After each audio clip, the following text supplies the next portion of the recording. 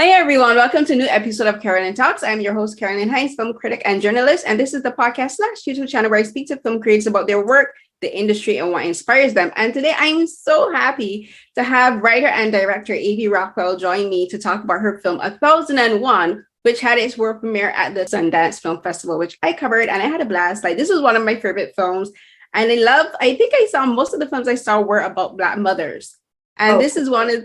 Yeah, I love the films that I saw. Like, there was this one, and then there was Girl had me in my emotions, and then I was all a mess. And your film had me too. Like, Teyana Taylor, she's fantastic in this film, and I can't wait to get in depth about this film. But before we begin talking about 1001, as usual, I like to have my guests say a bit about themselves and what inspired them to become filmmakers and creatives. So for you, Avi, what inspired you to become a director and a screenwriter?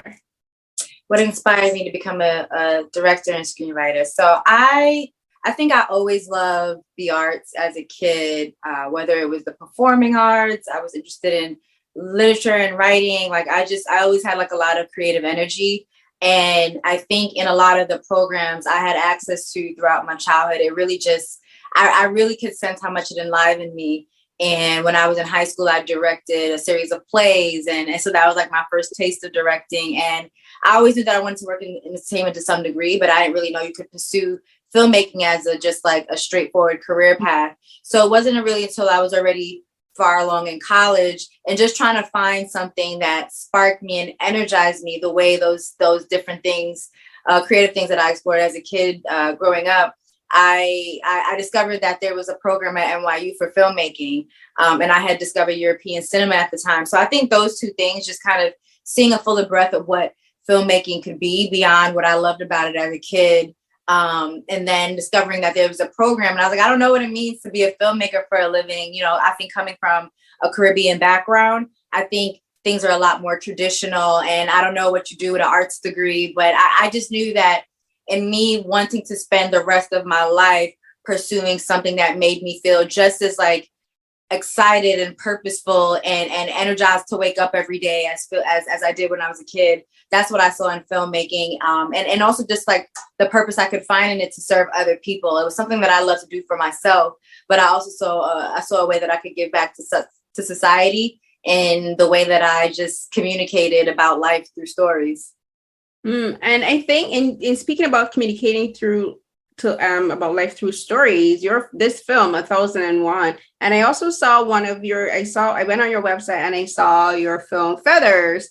I'll admit I didn't make it to the end because the scene with the break and the bird, I was like, no, I was just like, I couldn't. Oh, no. But then also you did a short film for kind of like a short film music video for Alicia Keys, and like I noticed there's a visual theme and a thread throughout your projects, and it extends into 1001, which is about showing the life of Black people, especially those in urban environments like in New York, where this film is set, as very realistic as possible. There's no glitz, no glamour, no gloss. It's life as it is, you know. Even in like the lighting and the coloring and the staging, these are who these characters are, you know. Like, we see the houses and the environments, and it's just like you're walking outside and this is exactly how it is, you know. It's not cleaned up to make pretty. So talk first about having that be your visual aesthetic as a filmmaker, because I think it's what makes this film in particular very special, because Inez and these people that are around her look just like the people I know. Like, I'm from the Caribbean, as we both have shared that similarity, but I'm from Barbados, and I've never actually been to New York, but like I know I know these people from in my neighborhood. You know, Inez is just like the girls that I would go to go and get my hair done, go get my hair braided on Conroe. You know, we go sit in somebody's living room and watch somebody get ready for an event. So see them get their hair done with the hot comb, the curling iron. You know, Kim is also very. Like, the names of the characters also reminded me very much of Caribbean names. Like Inez you can't get more Caribbean than a name like Inez. And there's like even a Bajan Calypso song about a woman named Inez. So talk about just like making that your foundation for your projects and say, I'm going to show Black people the way they really are. Yeah, I think I just wanted to see myself and I wanted to see my experience. And it was just all those little details. Even I remember at a certain point when we were creating the soundscape, it was really important for me to hear Angie Martinez and Puff Daddy, you know, as Diddy was calling himself back then. Hearing like that's what we hear on the radio in this scene, because growing up, you know, Angie Martinez along with Funk Master Fleck, like they were the sound of New York, you know. So even in little kernels like that, I just felt like this feels like home. This feels like truth to me. So I think by making a movie that really represented myself, I was also able to reach out to and connect with other people. And that's what I try to do over the course of my career, is just really see myself. And it's interesting because that is a question that has come up for me recently. Like, what are some of the movies or products that I've seen myself in?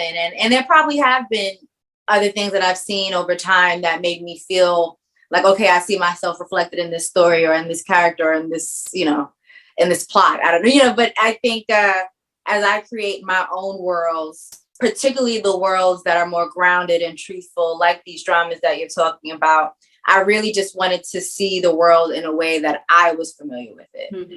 Yeah, and as we were talking, one project in particular popped in my head. Another Girl on the IRT. That film and yours kind of have a very similar aesthetic and a very similar feel, where it feels like these people really do exist. You know, like you were just almost doing a biography of Inez and Terry and Lucky, and Another Girl in the IRT is very much like that. It feels just like the filmmaker just plopped herself in there. She's filming these people as they were, and it also made me think of how like you're talking about like people like Angie Martinez and Grandmaster Funk and having that audio, the audible kind of representation of the music and the environment that existed in New York then. And it also made me think about how a lot of films that we had from the late 80s, early 90s, early 2000s, the aesthetics of a lot of the films now aren't the same. You know, everything is more, just a bit more glossy. People are wearing a bit more brand names that regular people on the street wouldn't be able to afford, you know? And I think we're kind of missing that in filmmaking now, where everything feels just a bit too not commercialized in a way, but also just a bit too glossy and too glamorous, almost as if it's like, yes, there are people who dress like that in their everyday lives, but then we are not seeing the regular people as this, just as they are, you know? Yeah. And I also think, I think for me, whether I'm watching movies, like sometimes I'm watching something, I'm reacting, I'm like, I don't believe that, you know, it just doesn't feel real to me. So I think that's part of it. But also I think just in where you're talking about like things being commercialized, I want to be mindful of like not lying about things or apologizing almost for how we really live our lives. Yeah. You know, even certain things like how somebody wears their pants, like, you know, if they're gonna wear their pants baggy in real life, then that's what you need to see on screen. And I don't feel the need to hide that. Like, that's how people are really living. Obviously there's a lot of rough language in my movie. But again, like, I'm trying to show empathy for these characters, and I can't really tell their story in the right way if I'm constantly placing judgment on them by portraying their lives in a way that's kind of like, maybe if we just like polish you up a bit, then you're more acceptable, then you're more lovable, you know? Yeah, and that is actually, I think, a perfect segue into discussing Inez, because Inez, I think, encapsulates that so well, where she is a woman who's bold, she's brash, she's loud, you know, she's very vocal in her opinion. She's not afraid to let people know what she thinks. You know, she's a fighter physically and verbally. Like, if someone has offended her, she will like turn up and will be like, listen, you testing me, I go show you, I'm not the one to test, you know? And that's what I love about her, because again, as I said, she's women that I know, you know, she's women that I grew up with. She's women that I was around back home. And the other thing is, like, in the film, like, you can see how the change of the environment affected her, you know, and like her progression as a character is so sad, but I think it's so beautiful because it's so nuanced in the way how you talk about things like gentrification, racism, misogyny, you know, sexism, how all of these affected this woman throughout the years. Because the film it starts in 1994 and I think ends around like 2005, 2007, around there. And like, you can see how she slowly changes. Well, to me, I saw how she slowly changes. She becomes more quiet, as she mentioned, you know, she doesn't become as vocal as she used to be, because she's not that she's beaten down, but she's trying to fit a mold that people expect from her, you know? Like she told her husband, Lucky, she's like, you used to like it when it was saucy and hot. Now you're telling me I need to be more quiet, you know? And that's something that's echoed by the white landlord who came in and overtook her building. And he's like, you were shouting. And I'm like, first, you tear up this woman's house. She got a right to be angry. How dare you? But then it's just like, that's just another example of how over time, like her personality has evolved to suit the environment, and how things like gentrification and like all of these external forces have affected this woman internally. So talk about making Inez this. I think she's just such a fantastic example of how Black women are affected by external things that people don't assume, because people say, how about gentrification affect this one Black woman? I'm like, this is a perfect example, you know, because her home is being slowly eroded around her, you know. She's starting to feel less and less secure because her son, she's just waiting just for Terry just to grow up just enough that she doesn't have to worry about her son being taken from her, you know. She has a husband that she know he's been trifling, but she's trying to be that, you know, stand-up Black woman who ride or die chick, and that's taking a toll on her. And I'm just like, these are just like, she's such an archetype, and I think she's such a fantastically written character. So talk about first crafting Inez, who is this film is Inez. This is her story. Mm-hmm. No, thank you so much. I mean, I think everything you said was so thoughtful, and it makes me feel so great because so much of what you express is what I had in mind, right down to just the fact that she gets quieter over the course of the film.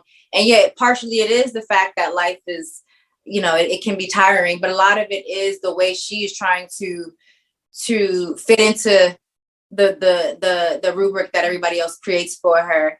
And I think the city kind of goes through a similar journey in which you see New York trying over time to become a lot more like everywhere else, to be a little bit more palatable. And I think Inez is trying to become a lot more palatable. And so I'm sorry, I'm like, I kind of lost track.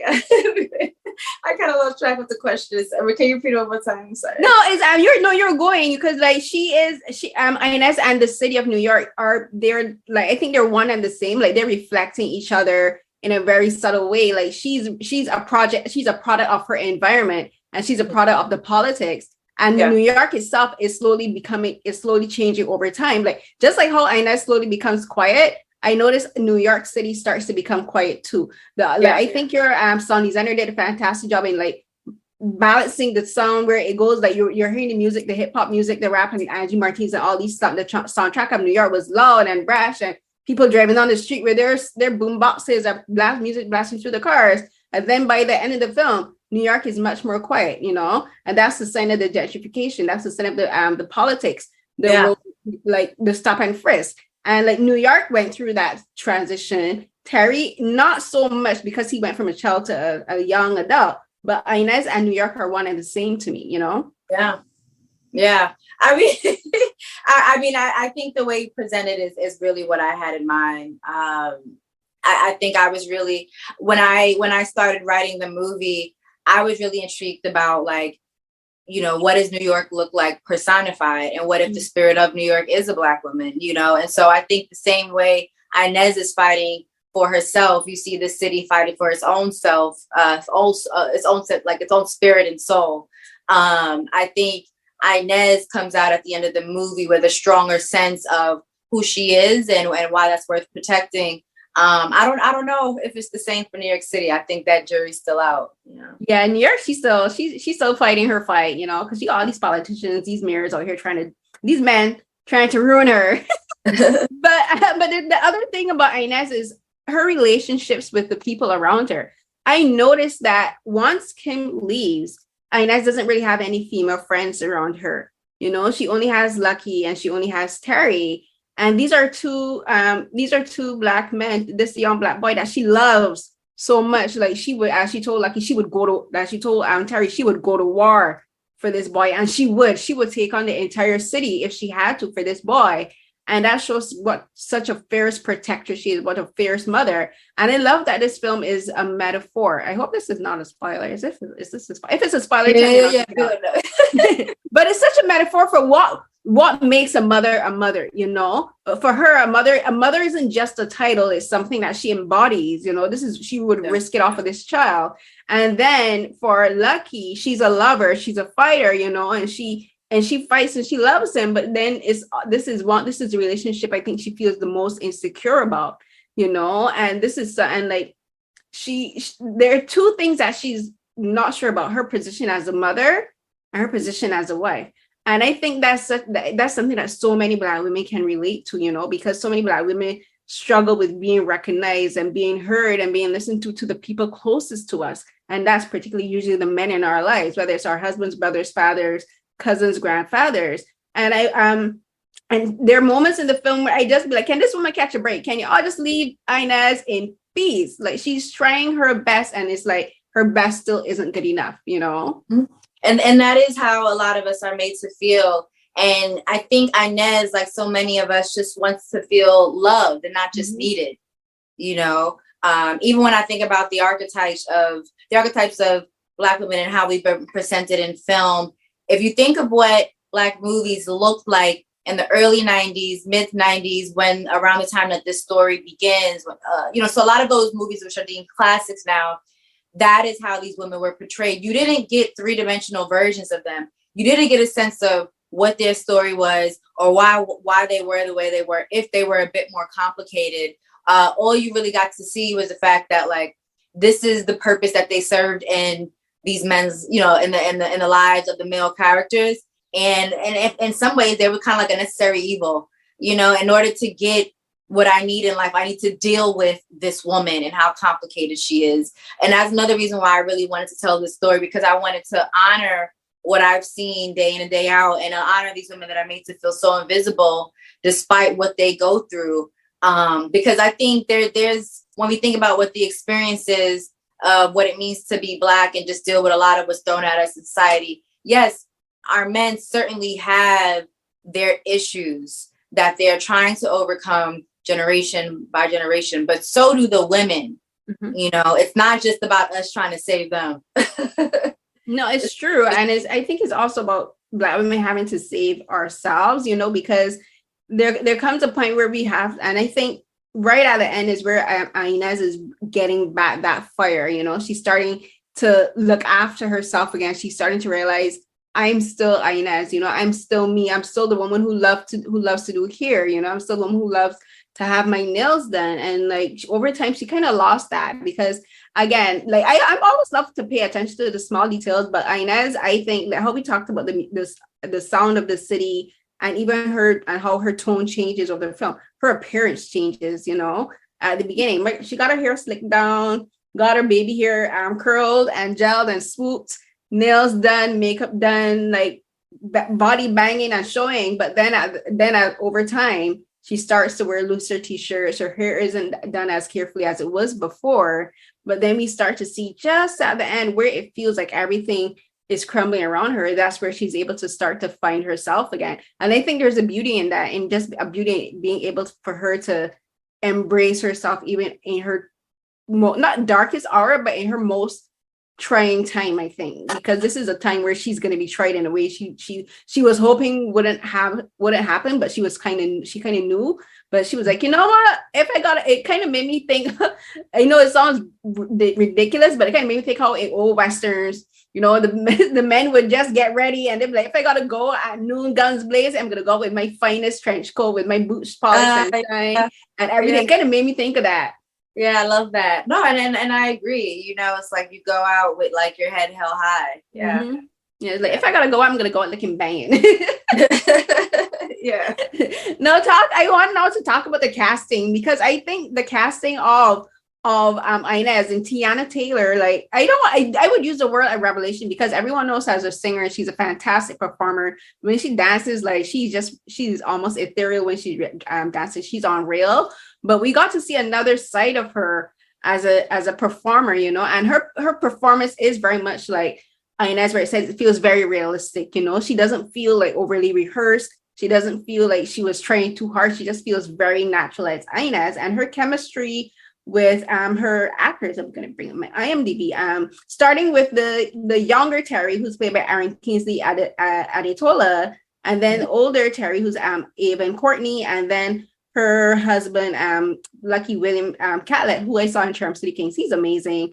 And like these actors, like she has such a fantastic chemistry with all of them. So talk about the casting that you went through with your casting director just to get all of them and how the chemistry reads. And not only that, the young Terrys look just like the older Terrys. Like the casting just face wise is spot on. Thank you. Oh, and also Josiah Cross, who played the oldest version.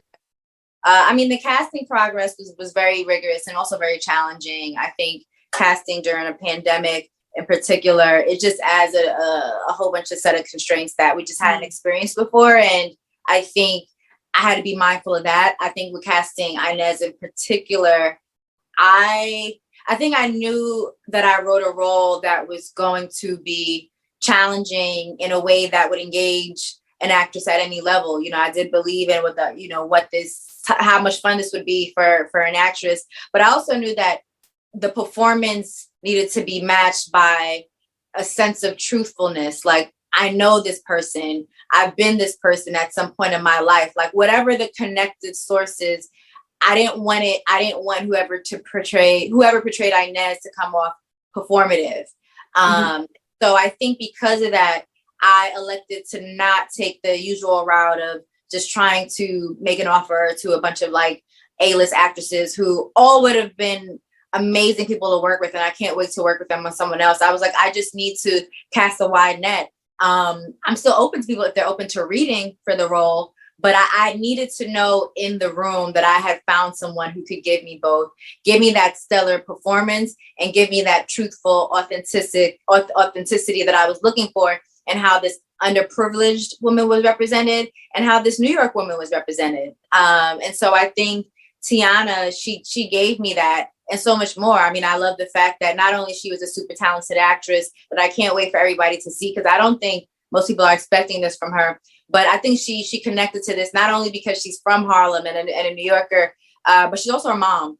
And I think she was to bring that to this performance as well. So she just connected with the material on so many different levels. And so I think it was just such a joy to find her when I did. I think with the other cast members, I think with Lucky, I really wanted to be mindful of what kind of actor do I think Inez would submit to. Like, he had to have the type of presence that this very strong force of a woman, you had to believe that she wouldn't just bulldoze right over him. So I think he had the physical presence that I was looking for in terms of their dynamic. But I think he also had he was able to access his vulnerability in a way that was also going to be important for the father-son relationship. I believe that he could be a father figure to each of these boys. And so I think those two things, I mean, those sets of things, like, was really important to me in shaping him. I think with the Terrys, I mean, that was a delicate balance. I mean, it's a puzzle putting together any cast of people in an ensemble way. But I think they each had to represent a generation. They needed a stage in this boy's development. And so I think you see him go from this very quiet, very smart and observant, like very precocious child, but very into himself. And then he opens up a little bit more in the 2001. And we see him also taking in other influences. We see how his environment is influencing him. And we see what he's observing, not only in the dynamics between his parents, but also how he's relating to women through the dynamics between his male counterparts, like his friend P, and just the psychology of how women are talked about in the neighborhood, you know. So he just coming into a man and just kind of figure out, where do I stand, not only in that way, how I relate to women, but also how I relate to myself. You know, he's starting to get a sense of like, who am I in the world? And then the oldest Terry, I think he's kind of, you see him take shape as like all these different elements actualize, and you see him really starting to come into himself and just look for those last missing pieces of figuring out the question of, who am I? Yeah, like everything you said is so perfect, because it's a lot of stuff that occurred to me throughout the film. I kind of see like the older Terry, the Terry played by Josiah Cross. He is an amalgamation, I think, of Lucky and a little bit of Inez, but also of like his environment, like the reaction, the environment of the men he sees. You know, like we know this, like boys are influenced weighed a lot by their environment, about how they see other men treat women. And that's the other thing about this film. Like, you very subtly address issues that Black women and Black girls face in relationships with Black men and Black boys. And one of the scenes that had me, I was just like, oh, Terry, you were this close to being almost perfect. Pursuing this girl. And I'm just, oh, look at you being cute, putting her on the inside. And then as soon as she's just like, sorry, I got to go away for school. He's like, well, I like Spanish girls. I'm like, really, son? And then Inez checked him on, and she's like, "Oh, what?" And all of a sudden, you too good for the girls that look just like you. So, and I kind of saw that as almost a behavior that was influenced by Lucky and his own behaviors and stuff that he did to Inez. So I want you to talk a bit about that, because that's something that we talk a lot, especially Black women and Black girls talk a lot about, colorism in the Black community, and how we're perceived romantically as romantic partners for not only starting from in like teenagehood, because like we face these kind of situations in teenagehood, as seen with teenage Terry and like the girl that he was pursuing, and then in adulthood, like as we saw with Lucky and another woman that is involved in the story. So talk about adding that in, and like why you felt that was important. I felt like it was so important because it just goes back to the bigger questions around Inez and this Black woman who wants so deeply to be loved, because over the course of the movie, you see how much she gives to everyone in her life, how much she gives to everyone, particularly these two men, you know, who dominate her life, you know. And so I think for her and for so many of us, it is overwhelming to devote so much of yourself to our men, just to still feel like you're just still never fully enough. You're never fully enough for them in order to be loved and appreciated and fully seen. And I think you see that kind of playing out in how we're devalued and how that conditioning happens, in the examples that you show, not only with some of the choices of what his male father figure makes, but also in just like who he's hanging around.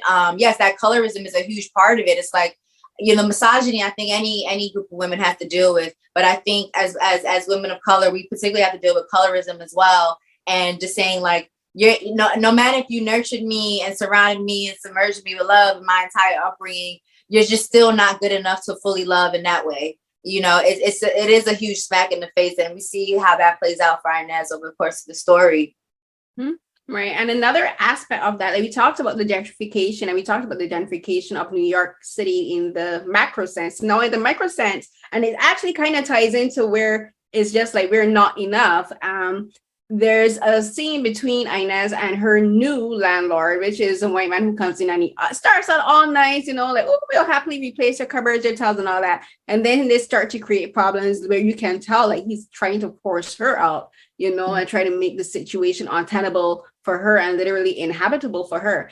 And a scene that really like this was a scene that really broke my heart, and that was made me, as you said, we were thinking, when am I ever going to be enough? Where she's doing what Lucky told her to do, what also Terry told her to do. Try to be calm, try to like not be too loud, try not to be too emotional. And she does that, you know, she's just like, she's not getting upset, she's holding in her anger, which she's rightfully entitled to because of the situation. She's trying not to raise her voice because she knows this is a white man, and like, you know, once it's like, you know, she don't want to fulfill the whole angry Black woman trope. She does that, and then Terry's gonna have the audacity, the unmitigated gall to lie there on his back and look at her. You're not gonna fight him on that. I was just like, really, dude, really? I'm like, you just saw what your mother's going through. You're the one who was telling her all the time that she needs to be a little bit more softer, a little bit quieter, and then the time she does it, still doesn't work. So talk about those kind of scenes and scripting those scenes and working with the cast on those scenes. It just goes back to the idea that we are just never fully enough, you know, never fully good enough. And also the way society tries to demonize us for the dealing with how we reconcile that frustration because of that angry Black woman trope. I was really mindful of that. I think with Inez, we see as someone who's gone through some really crazy life trauma. She has no family as far as we know. She comes from the foster care system, just like her child. Like she had a lot of things that she's been through in her life. And we see over the course of the movie, she just how people treat her despite her being a product of her environment and her circumstances. And by that point in the movie, she's been pacified the way so many of us have, which is to say that just by her standing up for herself, she's being treated as if she is somehow a demon and a villain. And, oh, why are you so angry? That trope of like angry Black woman. It's like, I wanted people to see that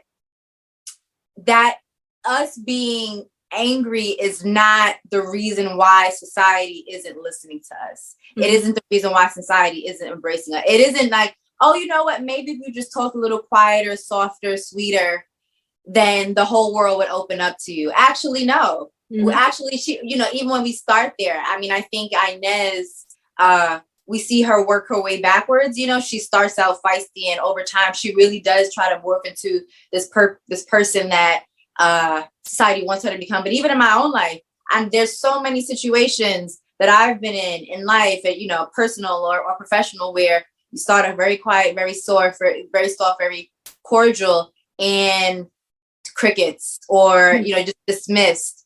And it's not until you get to a point where you're just so frustrated for any given reason, and it's like now everybody hears you. But now it's like, whoa, what's this about? Well, why are you getting so loud? Why are you getting so angry? Why are you getting so? And it's like, it just feels like severe gaslighting, which majority of the time it is.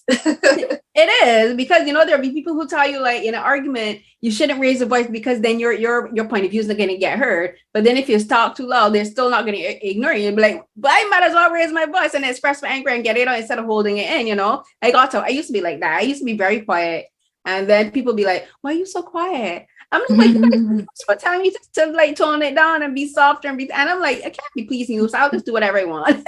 Yeah, it's like, rather than asking us to not be angry, either stop giving us things to be angry about, or help prevent these things from happening altogether. And so I think that's definitely a lot of what I had in mind in that little verse.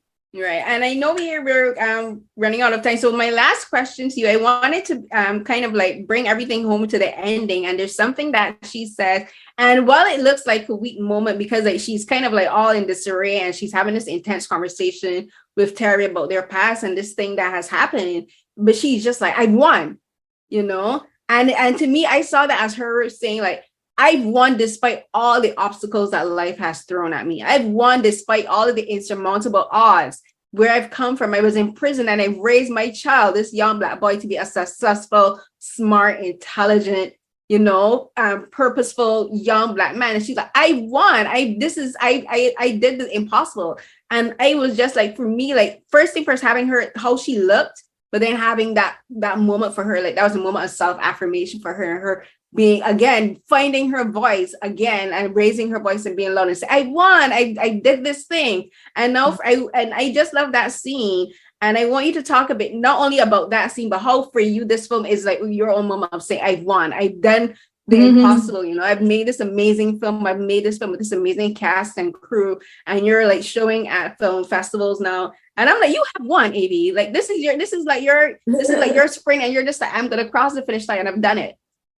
Thank you. I mean, I think that scene that you're talking about, it was such an emotional culmination of everything that we've seen her endure up until that point in the movie. And I think, she was angry at Terry, but I think she was also angry at life. She was angry at everyone, in the way that she was expressing herself to him. And I think that moment for me was these two people being angry with each other, really. And really through it all, wanting to know, like, do you love me? It's like neither person wanted to give, the other what they really wanted, which was that answer. Like, did you really love me through all of this? So I think she's fighting for that. I think she has a lot to get off her chest.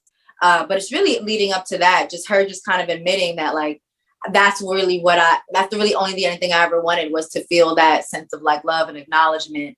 Did she win? I definitely agree that she won. And yeah, I do feel like I won too. I mean, I think in the making of this, I think just getting a feature film made in general is a real feat for any filmmaker. And I know so many that are still in that fight.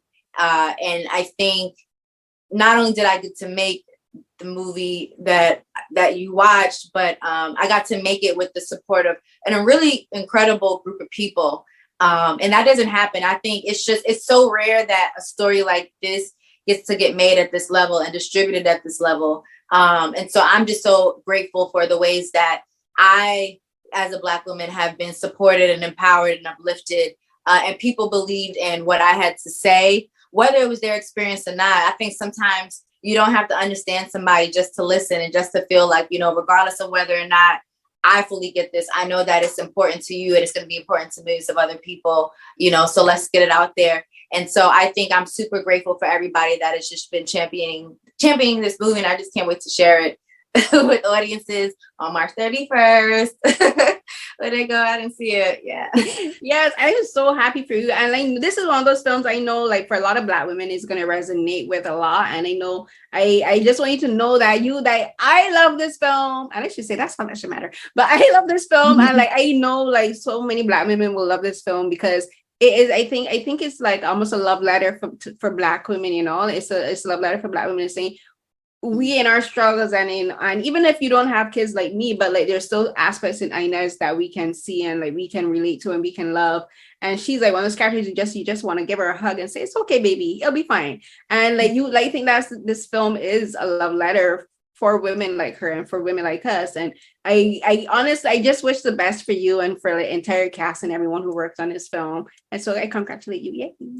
Thank you so much. No, truly. I mean, I think in this conversation, which I really enjoyed, I think it just means so much to me that not only did this movie resonate with you, but I think just your thoughtfulness. Just thank you so much. I think that's the biggest win for me.